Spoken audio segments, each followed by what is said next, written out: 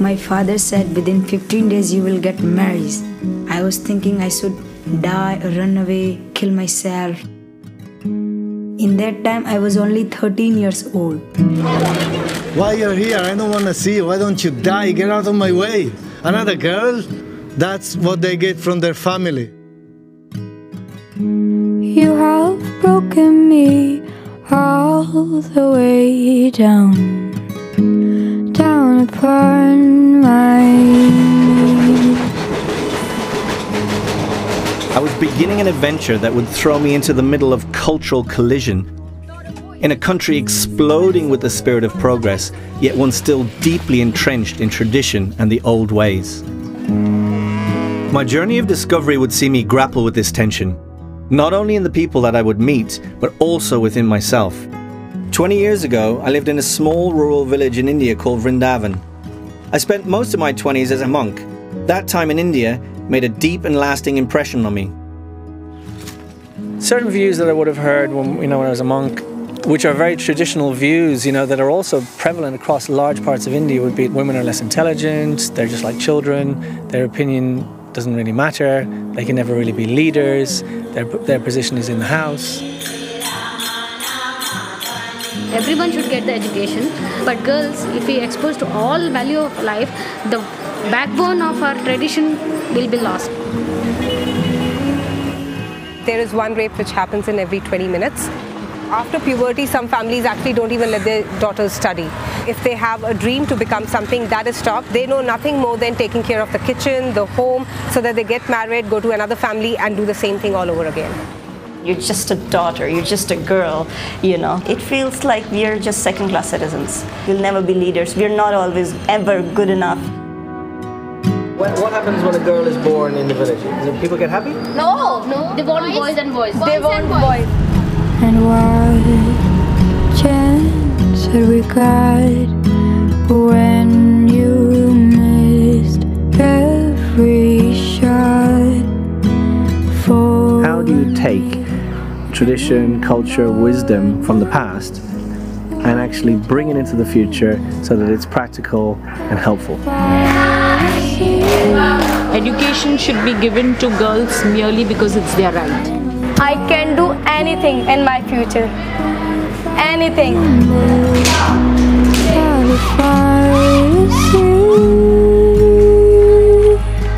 I want to be an astronaut. Astronaut? Yeah. Wow. Where are you going to go? On moon? On moon?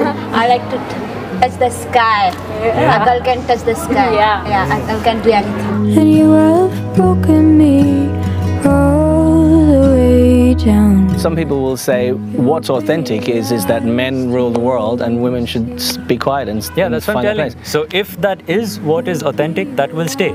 If it's not, it will go. You'll be last.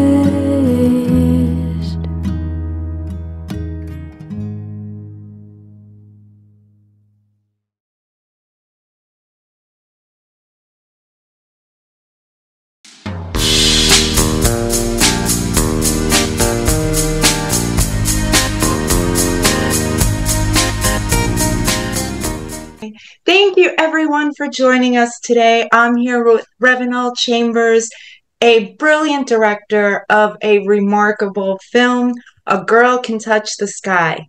I just want to thank you for being with us and being a part of our festival.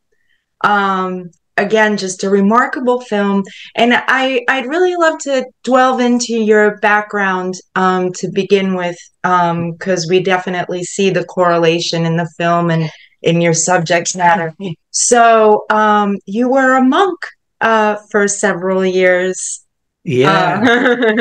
Right. So firstly, thank you for having me on and for allowing us to be part of the festival. It's great. We made the documentary. We'll get into sort of a bit more about the background, but it had a connection with my time in my 20s. I spent 7 years as a monk, following a sort of Eastern, ancient Indian sort of culture and philosophy, and I spent quite a bit of time in India as well. And at one point spent a whole year there in this one quite unique and interesting place called Vrindavan. It's a village really, but It has 5,000 temples.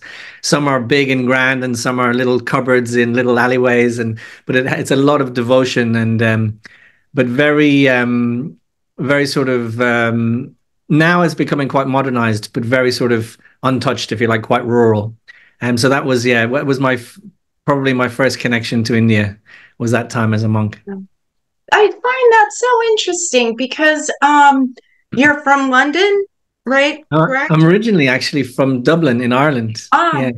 Wow. So, I mean, the furthest that one could think, of your life trajectory kind of happened, right? Yeah, definitely. It wasn't, I always did like traveling, but I think what it was for me was as a young boy, and it carried through my teens, was I think it happens to everybody, but for me, it just kept happening. Like sometimes when you're young and you're looking up at the stars, maybe with your friends or something, you're lying out on a warm evening, and you just sort of wonder about, what does life mean, and is there a bigger purpose or meaning to things? And that thought kept coming again and again. So I studied a lot of different traditions and cultures around the world and philosophies.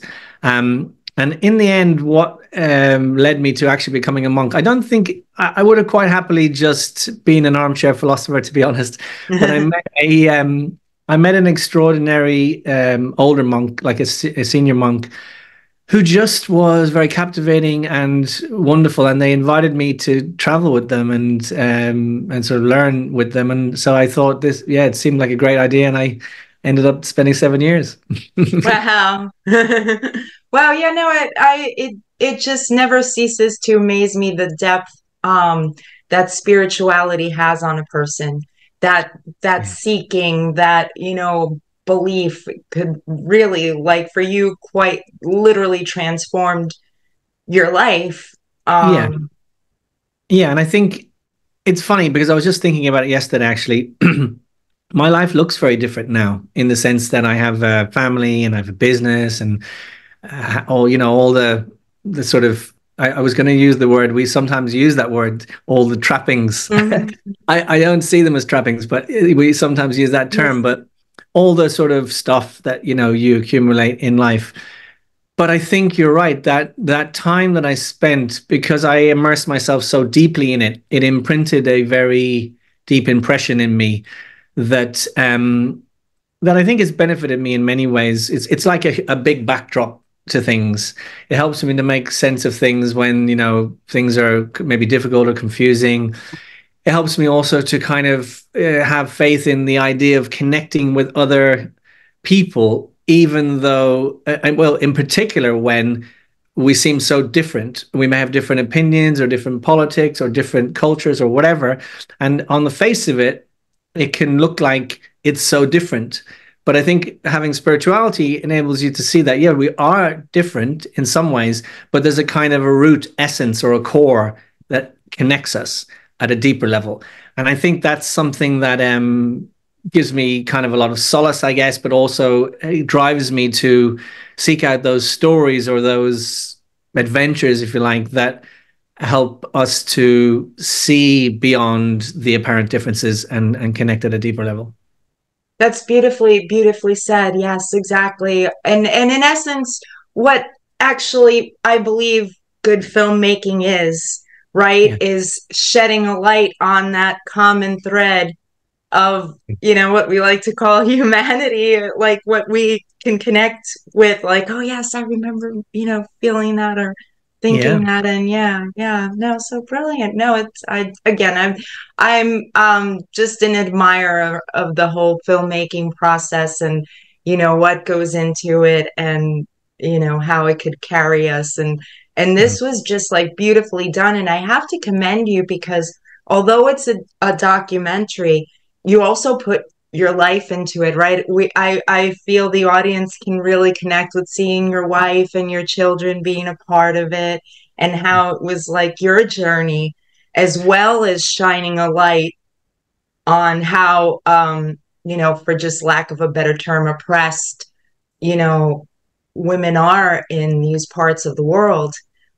So was that, yes, go ahead. Was that purposeful?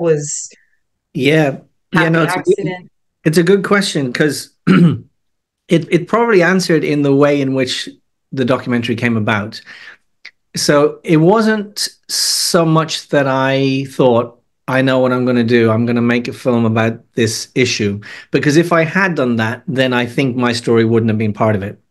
I think it was more that a friend of mine who was involved with the school, the girls' school in Vrindavan, in that same place where I'd lived, invited me and a bunch of other people to take part in this 1,800-kilometer road trip.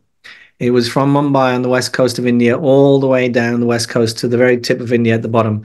And it wasn't an ordinary road trip. We were driving these three-wheel auto rickshaws or tuk-tuks. And so it was really primarily a trip to raise awareness and money that would benefit this school. But because I thought I leapt at the idea. I thought it would be such a great experience, and I loved India, and I had a connection, and I wanted to see it by the road. But then, as I started to think, being a filmmaker by trade, if you like, or it's my I have a business called Be Inspired Films. I thought to myself, wow, this could be a really great opportunity to speak to people along the route. And not to presume, sometimes, because we're in a different part of the world, we could think, oh, well, we might read in the newspapers or whatever and get our information in that way. But I thought, no, we should speak to the people who live along the route, and we'll find out what they think, and they'll hopefully help us understand a little bit better what it's about. But I also thought, we could document it in the backdrop of this trip, and maybe, me going back to India, and I suppose trying to understand it with me as a conduit, I suppose, or a sort of the person asking the questions, I guess. And it was really interesting, actually. I wonder if if it came across in the film, in the final film. We did 2 trips to India. You see, the first trip, that was our idea of what we were going to do. We came back to the UK and we were editing, and somebody challenged me. And they said, obviously there was lots of great feedback, but you know how it is. The challenges are the ones that sometimes stand out. And so they said, well, why are you doing this about girls' education when you're a man? And, you're not from India and all of this. Now, obviously, they may not have been aware that I had a connection and my wife is from India and all of that. But the bigger question was, can men or should men be involved in questions around gender equality and women's issues? And in one sense it's a fair point, but it got me thinking, and I thought, well, if we don't want men to be involved and if we separate it, then I don't really see how it can make that much progress, because we all live in families and communities. We don't live in separation, we live together. And often, sometimes the decision-making, people, especially in patriarchal countries, are often men, supported then by the women in the society. So I thought, hang on a second, I think this is a really interesting thing that's come up. So let's go and look into that. And so we went back again and we spoke to fathers and brothers and young men, and trying to understand their perspectives as well alongside the women. And I hope it came out to be a more interesting documentary, because it thought about that idea that we kind of need to work together to change these big issues. I totally agree, and yes, it did come through, and it's you brought up 2 great points there. One, even with our little festival here, I have gotten a lot of people, not a lot, but I should say a fair amount, say, well, why do you call it the her vision? Don't you know you're alienating men? Well, I don't think we are, because you're a man and you submitted to our festival. But I also like to put in the rules, if your writer is a female and your director is a male, or vice versa, mixed gender producing teams. And it goes back to what we were just saying about spirituality, I think, right? I think really at the end of the day, this meat suit is just that, our avatar for, being on, this temporary, it's a temporary identity. Yeah. Right. Yeah. there's something deeper that is. It's such a good point you make, and you know, it's funny that you use that. That's actually quite a powerful a powerful statement, meat soup. But I remember somebody saying to me, and it really struck me. You know, when we in different cultures, it's different. In some places, as soon as somebody passes away, they take the body away. But I'm from Ireland, and I don't know how it is in Italy, but like. In the old days, they would leave the body out, and people would come and they would play music, and like it'd be a whole thing, and they would see the body. But the thing is that when someone actually takes their last breath, we see it in films. You know, they say, "Oh, he's gone" or "she's gone," but you could then turn around and go, "No, she's right there. Look, she's there." But something has gone, right? Something has left. Even though the whole body is there. So that's something, yeah. And I suppose we can extend that not just to our brothers and sisters, you know, around the world, but, you know, to all living things, I suppose, depending on how much we can see that in other, you know, whether it's animals or nature and trees and plants and all the rest of it. There's something, it's been touched by something magic, you know, life. And I think, yeah, I'm really drawn to that. Like, and so hopefully in this film we share some little bits of magic. I would say, particularly, I think someone in the film who sort of radiates that is Anuradha, the main girl. She really has a lot of that life in her. You know, she's very amazing, and so yeah.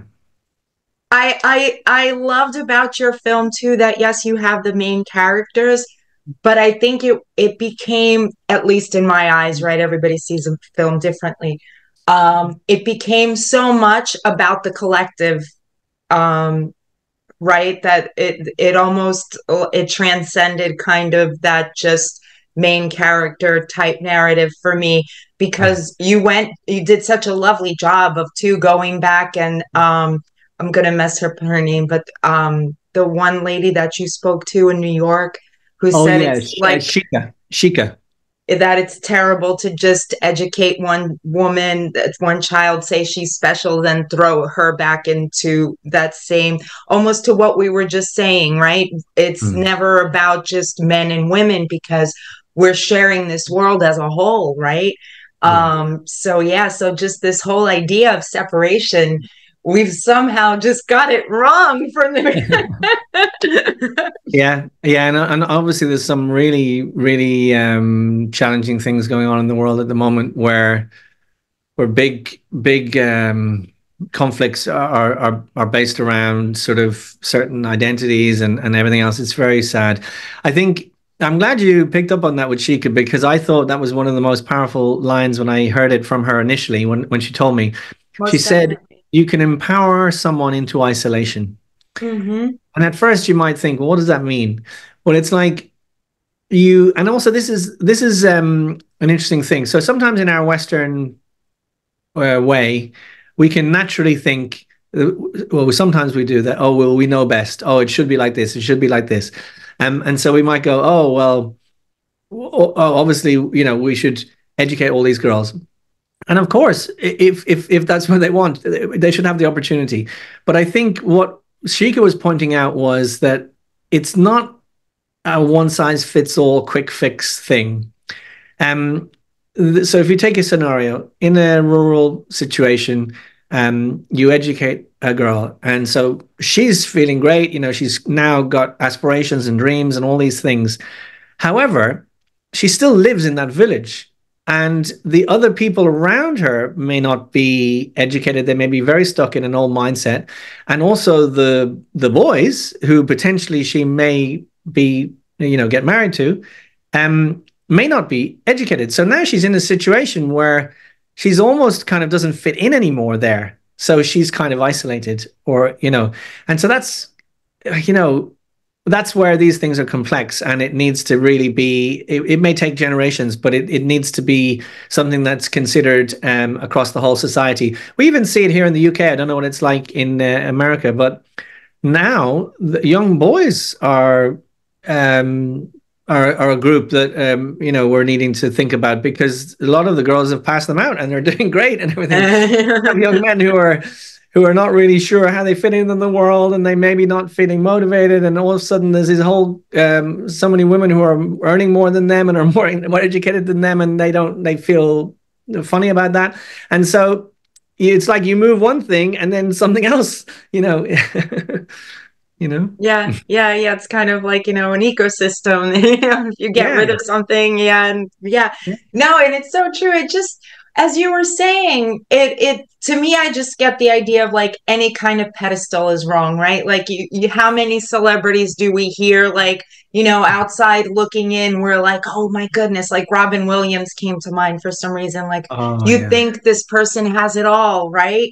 And then turn around and you hear, oh, he's just committed suicide. So it's just, I don't know, like what you've touched on in the whole issue of equality in general, just to me, just puts a spotlight on, I guess, how we started this interview. The more, different we think we are, right? All the trappings, but at the end, that divine spark and what we need is really universal, right? That's it is. And it's funny time we live in, because they talk about the idea of identity politics and everything else, and I do understand that people, I get a lot of the reasons why, representation, there's so many things, but in some respects also I feel like you need to judge a thing by its results.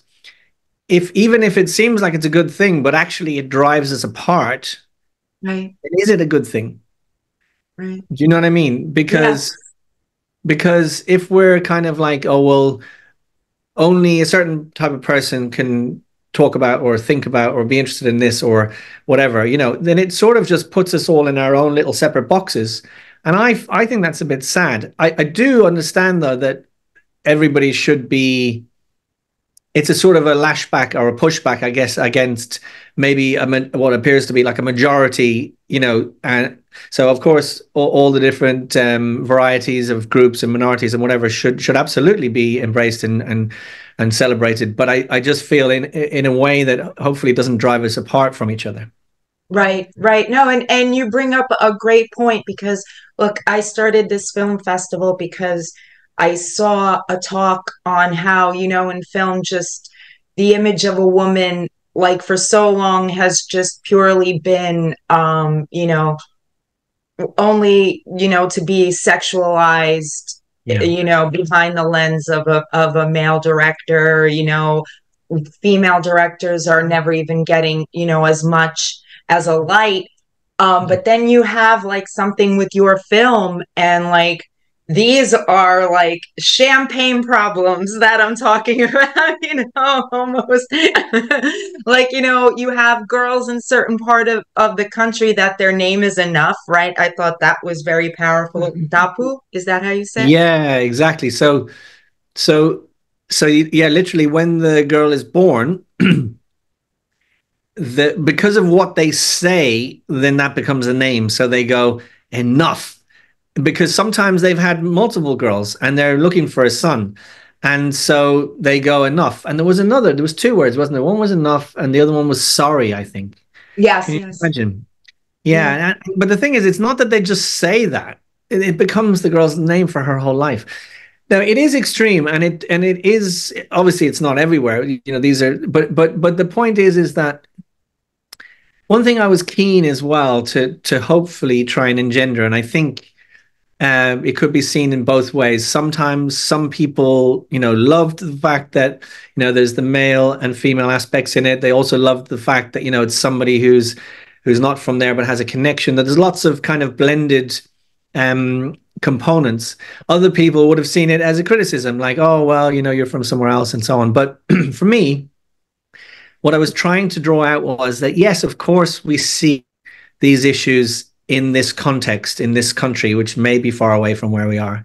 However, by trying to question those gender stereotypes in my life on the screen, I'm inviting the audience to do the same in their life, wherever they live. So they could be in New York, they could be in, Poland, wherever. So the issues may not look the same, but they will still be there. Do you know what I mean? So these kind of and I found it interesting because I look back in my own life and I saw my mom and dad's sort of situation. My dad grew up in a farm, very humble start, but went to the big city and, was very ambitious, became an entrepreneur, became like a top hairdresser, made a name for himself. And he kind of got he was out all the time, worked every Saturday, worked 6 days a week, got all the kind of praise and all of that. And my mom was also super intelligent, did loads of things. She started was it like a publishing company about drama. She was acting, she was doing different things, but her primary thing was, it was 4 of us, was to kind of look after everything at home, but also to do a lot of the things behind the scenes in the business. And I saw that she was a very capable person, and without any ill intent, she to this day, she feels it, like she never really got the appreciation or the credit for what she was doing. It was just taken for granted. So it's almost like you're just a behind the scenes person. You have to do it because everyone expects you to do it, and you do it, but no one's really acknowledging it. And I don't think there was any malice in it whatsoever. But I saw those stereotypes, happen. And I even, to be honest, I touch on it a tiny bit in the film, and I've touched on it in interviews. I fell into the same pattern in my own family life. And then, so the thing is, for real, making this film, of course, it hopefully sheds a light on so many things. But as for me personally, it was a bit life-changing because it enabled me to start to think about things more from a woman's perspective and also from my wife's perspective. And so it's been an eye-opener. No, that it does come through, and I believe it is so important just to have that, so people in our lives aren't taken for granted. And like you said too, I'm sure like there wasn't any malice in your family. It's just that was your mom's role. It was expected almost to say, but it just a truly like breathtaking job going back and talking to Malala's father. Yeah. I mean, mind blowing. Would you like to discuss about that? Because that kind of just, he to me is Zia. His name is. He's a lovely man. We became good friends, and he's the kind of, to me, an amazing example of somebody who, as a man, stood against the mainstream of his society to educate his daughter and to push for education for all the children, boys and girls, in that region, which is Swat Valley, which is kind of in Pakistan near Afghanistan. And of course, maybe some people will know, maybe not everybody knows, but basically the Taliban became very prominent in that area. And they were a very traditional idea of, how women should be. And it was similar in many ways to some of the stories we showed in the film, that, girls ultimately are going to get married probably in their early teens. So even if they get educated after sort of 9 or 10, they shouldn't really get educated for a number of reasons. Firstly, it's a waste of money. I know it sounds harsh, because they'll go to another family. Also, they will potentially become, mature, and men or boys or whatever might want to engage with them in some sexual way, and that would be very terrible and shameful if they weren't married, and would ruin their life. Also, they kind of, because they're going to be at home doing certain things, they don't really need an education. There's a lot of these types of ideas. And also, religion does come into it. It's kind of like, that's the way it should be because somebody somewhere said. Yeah. So the Taliban, they started to threaten different families, including Zia's family, and the girls. And Malala herself, Zia's daughter, who is very famous, won a Nobel Peace Prize. An amazing young woman. She was going to school and speaking out and everything. And these gunmen got on her school bus and shot her in the head from almost, like a foot or two away.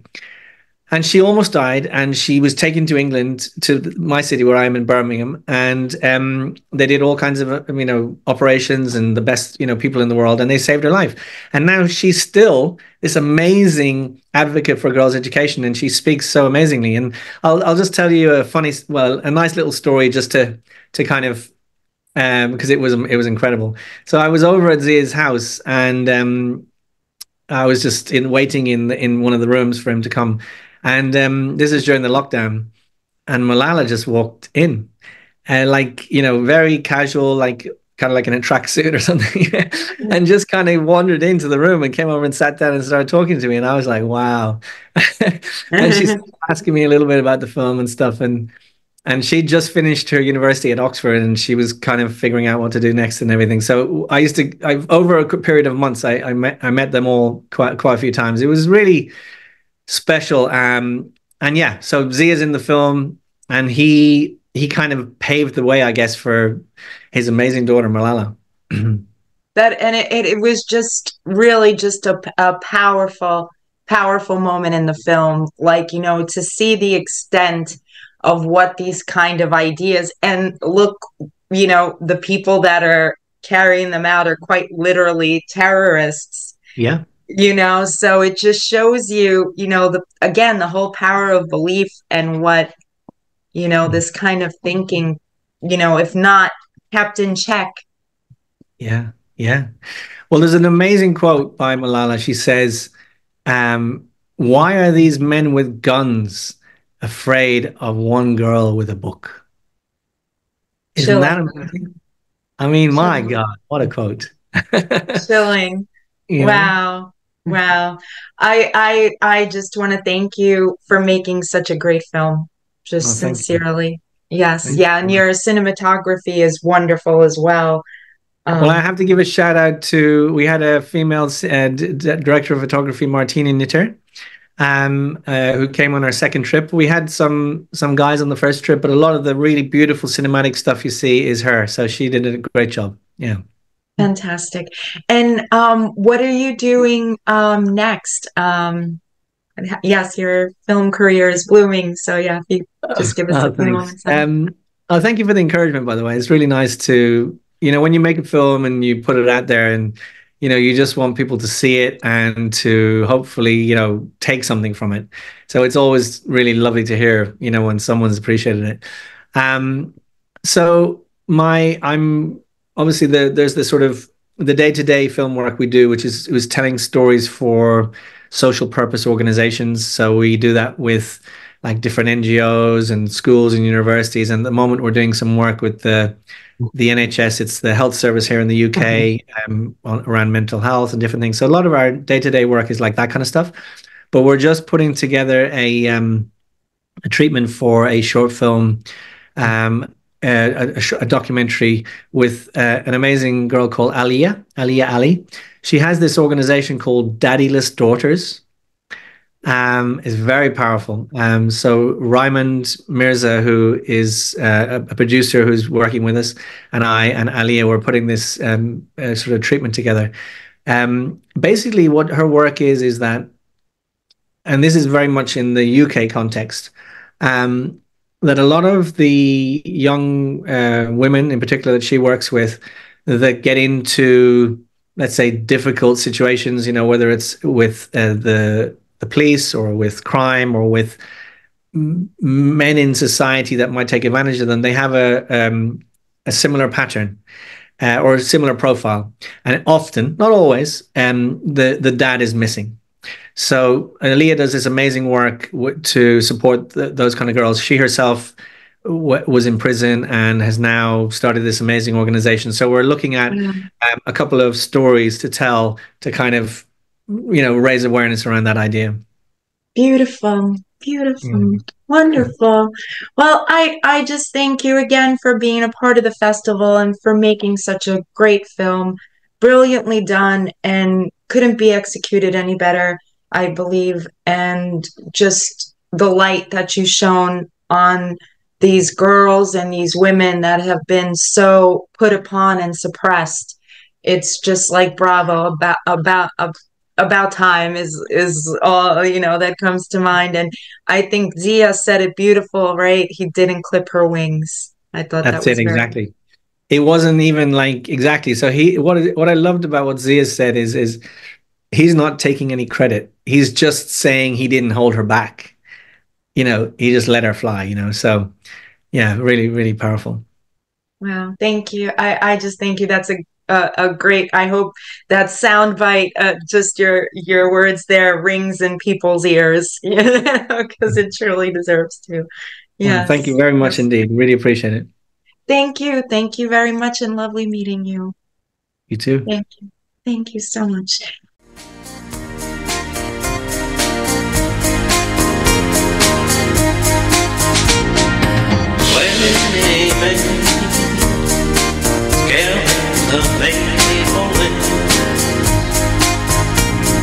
Sword fight, king of the hill.